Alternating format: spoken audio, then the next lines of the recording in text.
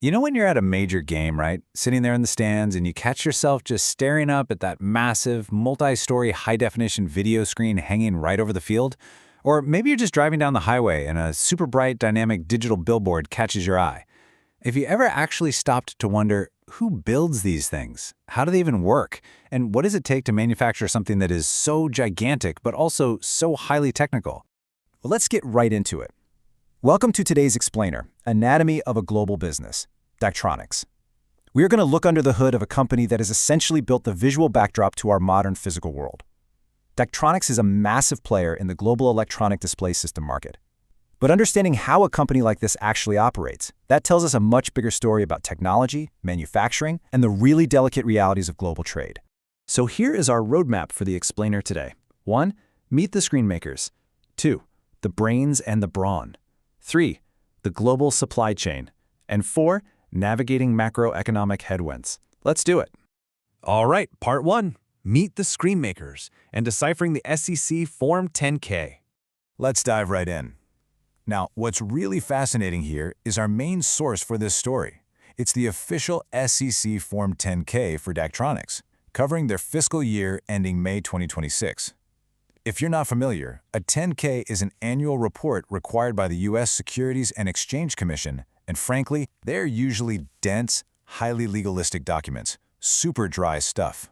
But if you know how to read them, they offer this completely unfiltered, transparent look into how a business actually functions. We aren't looking at shiny marketing materials today.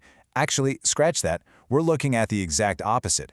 The raw, operational reality of the company pulled straight from this legal document. And you know, that reality is literally everywhere around you. Daktronics is completely baked into your daily life. They design, manufacture, and sell everything from those massive video walls in professional sports stadiums to the intelligent transportation signs, those dynamic message boards you see over the freeway. They build mass transit displays to guide you at the train station, digital street furniture right at eye level on the sidewalk, and of course, those huge digital billboards on the side of the road. But what exactly goes into making all these screens come to life? Moving right along to part 2, the brains and the brawn, the software ecosystem. Now, this brings up a huge misconception. When we think of digital screens, we naturally just think of the physical hardware, right? What I like to call the brawn. The metal, the thousands of LED lights, the huge video walls, their Galaxy series displays, the outdoor billboards. But Daktronics is just as much a software company as a hardware one. To make the brawn do anything, you absolutely need the brains. That includes stuff like their Venus Control Suite, which is this cloud-capable enterprise platform to manage digital content across massive networks of displays. It also includes their show control system, which centralizes all the video displays inside a venue to create one big immersive game day production. So the crucial takeaway here is that the hardware is literally nothing without the software driving it. Take Camino, for example. The 10K defines Camino as a real-time graphics and content compositing software platform. Basically, it allows for the rendering and automated playback of 2D and 3D data-driven content during live events. Picture yourself sitting at a basketball game. A player hits a three-pointer, and instantly a live 3D graphic goes flying across the scoreboard. That's Camino. It's the brain rendering that visual in real time, pulling the live game data and distributing it seamlessly to the display. Pulling all of this off, the brains and the brawn, is super complex, which is exactly why Daktronics uses what we call a vertically integrated model. They don't just order parts and snap them together, they do the whole shebang in-house. It starts right at marketing and sales, flows into hardcore engineering and product design, moves directly to their own manufacturing floors, extends out into the field with technical contracting and installation, and then wraps up with ongoing customer support. Controlling every single step of this lifecycle gives them a massive competitive edge for quality control, but this model leads us to a really interesting realization. Okay, part 3, the global supply chain, sourcing the brawn. Because, listen, even if you do everything in-house, no modern tech company exists on an island. 80%, I want you to lock this number in. According to their 10K, roughly 80% of Daktronics' manufactured output is generated right in the United States. They have these major facilities in Brookings and Sioux Falls, South Dakota, plus Redwood Falls, Minnesota. For a tech hardware company today, doing the vast majority of your heavy manufacturing and final assembly domestically is incredibly rare.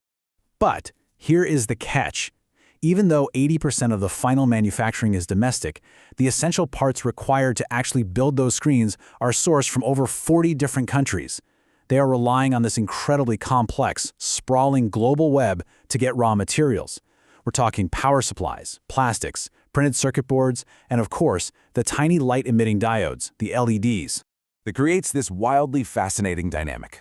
On one side, you have the finished product, these massive, super durable, weather-resistant video boards built right here in U.S. facilities, designed to take a beating from rain, snow, extreme heat, you name it. But on the exact opposite side, you have the core components, tiny, fragile semiconductor LEDs and integrated circuits sourced primarily from suppliers in Taiwan and China.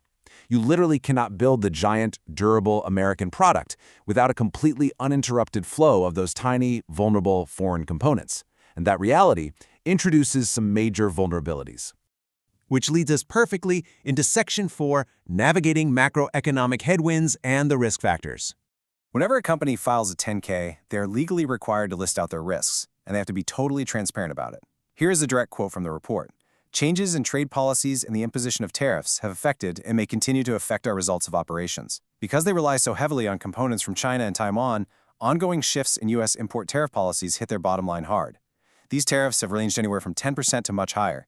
Every single time a new tariff drops or trade war escalates, the basic raw materials required to build a video board suddenly become way more expensive. But it's not just trade policies. They are facing a barrage of macro pressures right now, like a perfect storm. First, those tariffs on semiconductor components we just talked about. Second, aluminum cost inflation. Remember, those giant video boards live inside massive metal cabinets. If aluminum spikes, manufacturing costs go through the roof. Third, and I found this detail from the 10K absolutely fascinating, artificial intelligence. The global explosion in AI and data centers is literally squeezing the supply of computing components. Daktronics is suddenly competing for the exact same parts they need for their display controllers, which is driving up prices. And finally, general freight delays and crazy air freight costs are a constant headache for on-time delivery. And the risk isn't even just about getting the parts. The 10K points out another massive threat. Quoting here, geopolitical tensions may result in delays in customer decision-making, project timing, or order activity. This just perfectly illustrates how connected our world is. If there's a conflict in the Middle East or tensions rise in Asia, it doesn't just delay the cargo ships carrying LEDs, it creates global economic uncertainty. And if the economy feels shaky, the owner of a pro sports team might just decide, you know what, let's hold off on buying that $20 million video board for another year. Global conflicts literally freeze local spending. Which brings us to our final thought today. The next time you're walking through an airport, driving down the highway, or sitting in a stadium, it is so easy to just take all these vibrant digital screens for granted.